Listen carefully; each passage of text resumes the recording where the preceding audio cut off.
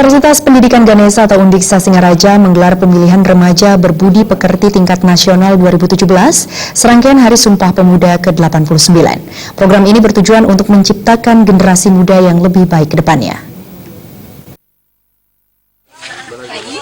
Pemilihan remaja berbudi pekerti merupakan agenda rutin Badan Eksekutif Mahasiswa yang kini sudah memasuki tahun ke-13.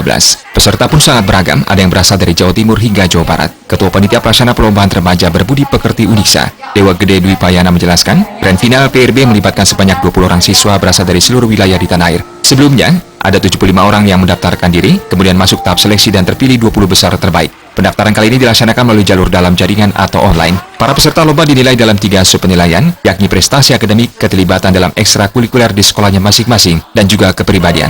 Dari kriteria tersebut, para peserta akan dinilai oleh para juri yang kompeten, dan pada akhirnya akan diseleksi 3 peserta terbaik untuk mendapatkan juara dan penghargaan. Akademiknya dan keterlibatannya dalam mengikuti ekstrakurikuler seperti itu. Sejauh ini kan antusiasnya seperti apa?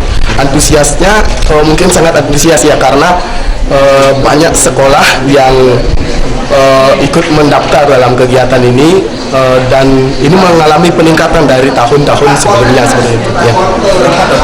Yang ikut dari awal.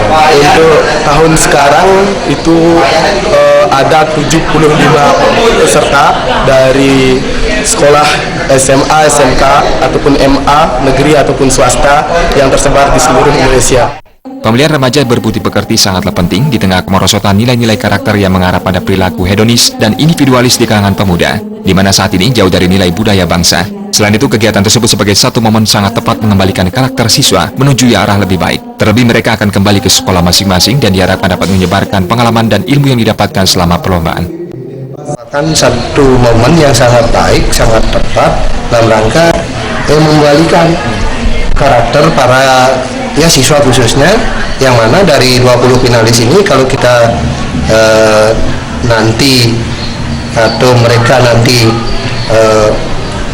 kembali ke sekolahnya, ke masyarakatnya, mereka kita tugaskan sebagai duta-duta untuk budi pekerti gitu ya.